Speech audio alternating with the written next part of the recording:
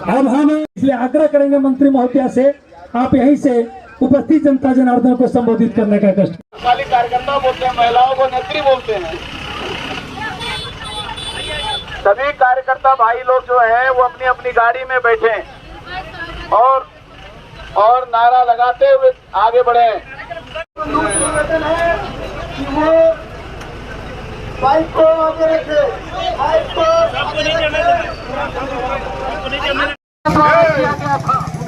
और झारखंड का सजाने और संवारने का काम भारतीय जनता पार्टी ही कर सकती है।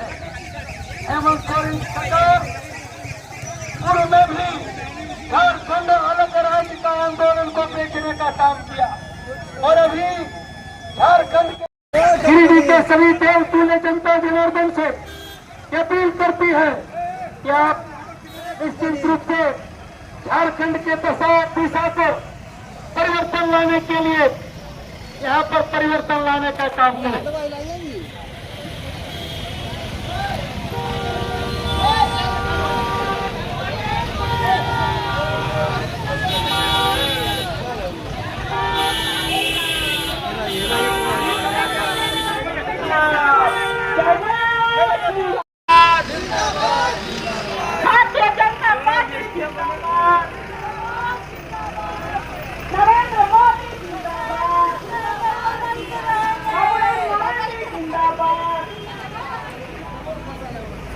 झंडा नीचे करो बाबू, तार में लग सकता है। झंडा नीचे करो और नीचे करो और नीचे करो, लगेगा तार में।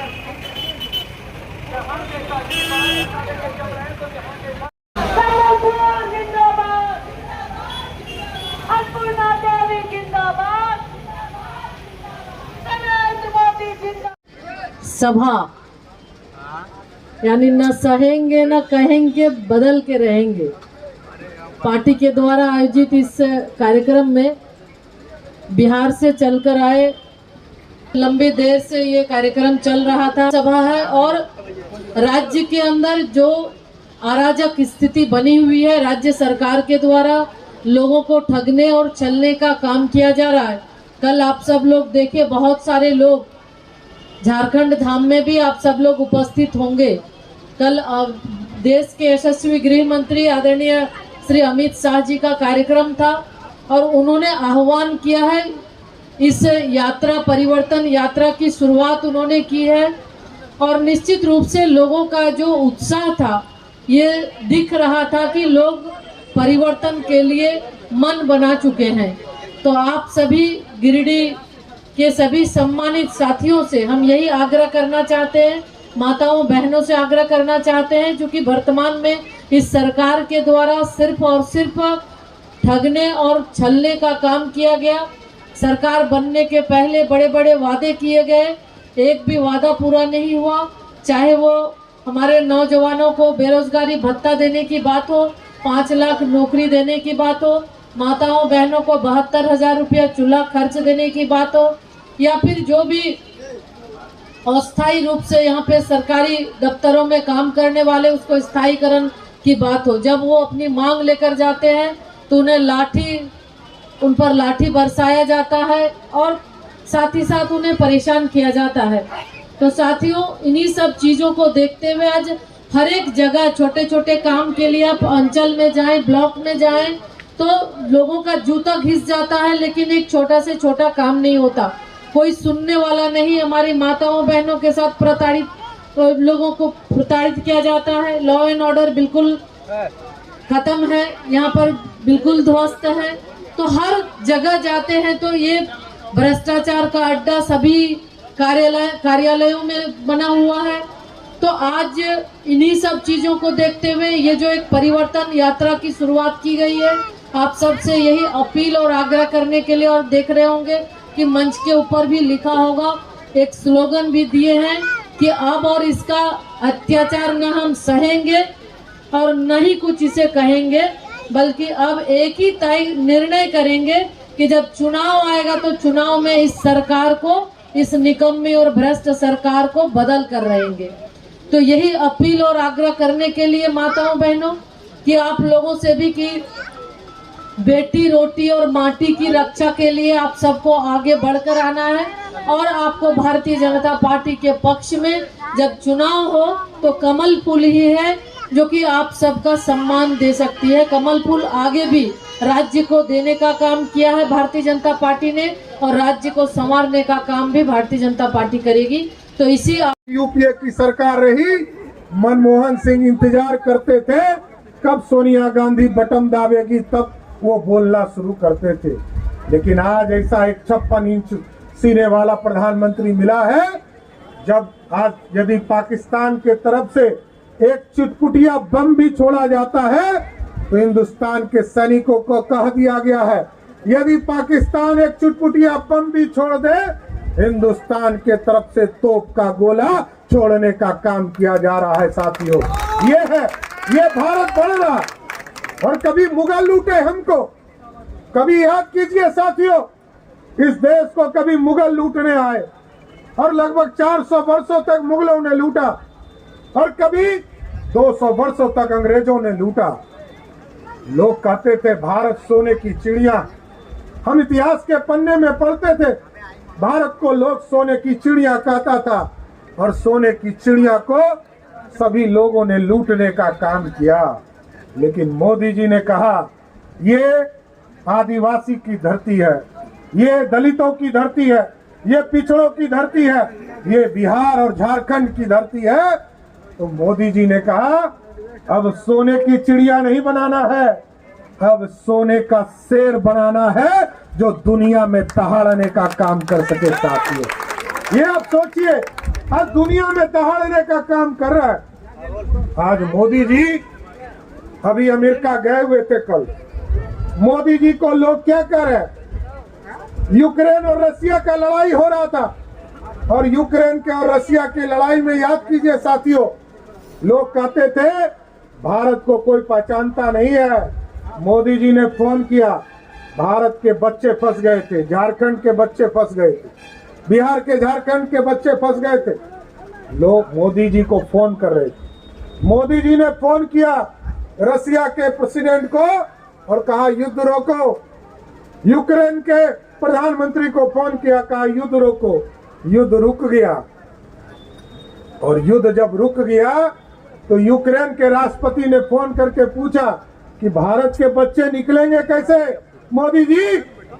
तो मोदी जी ने कहा जिस बच्चे के हाथ में तिरंगा होगा वही भारत का बच्चा होगा। साथियों, ये है ताकत। और आज भी, आज दुनिया का दादा लोग कहते थे कि अमेरिका है, इंग्लैंड है, जापान है, लेकिन आज पुतिन ने कहा यदि यूक्रेन और रसिया का युद्ध रोकना चाहते हो मोदी को भेज दो, हम युद्ध रोक देंगे।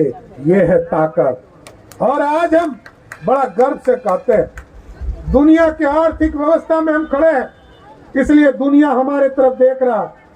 पहले भारत की ओर नहीं देखता था, लोग हमें गरीब कहता था, हम 11वें स्थान पर आर्थिक व्यवस्था में खड़े थे। साथियों, हमारे झारखंड के लोग गरीबी में झेल रहे थे अपने जीवन का, लेकिन आज ये भारत बढ़ रहा। आबादी के हिसाब से पैसा नहीं मिलता था, लेकिन मोदी जी ने जीएसटी लाया, कोरोना जैसे भीषण दौर को भी हम लोगों ने देखा और ये सारे चीजों को देखने के बाद पूरी व्यवस्था खड़ी की। हम 11वें स्थान पर अर्थव्यवस्था में खड़े थे। आज मोदी जी के नेतृत्व में आपको जानकर आश्चर्य होगा, हम 11वें स्थान से अंग्रेजों को ही हराकर, जिसने 200 वर्षों तक राज किया, उसी अंग्रेज को हराकर हम 5वें स्थान पर पहुंच गए हैं और आपने जिताया है। ये यहाँ परिवर्तन की जरूरत है साथियों। बिहार में परिवर्तन हम लोगों ने लोकसभा चुनाव के पहले करा लिया, अब यहाँ झारखंड को परिवर्तन कीजिए।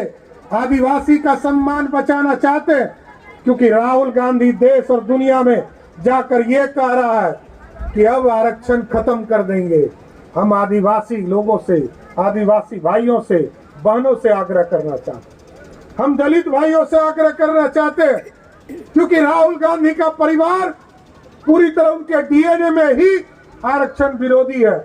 उनके पिताजी, उनके दादाजी, उनकी दादी जी और उनके दादा पंडित नेहरू ने भी आरक्षण का विरोध किया था, लेकिन मोदी जी की गारंटी है, जब तक मोदी जी है किसी आदिवासी का कोई आरक्षण, कोई बाई का लाल छीन नहीं सकता है साथियों, यह स्पष्ट रही है। इसलिए यहाँ जो परिवर्तन का दौर चल रहा और जो स्थिति बनी हुई है, हम जरूर आग्रह करेंगे आप लोगों से कि पूरी तरह झारखंड को समृद्ध बनाना है और ये जो हेमंत सोरेन की सरकार है इसको उखाड़ कर फेंकना है।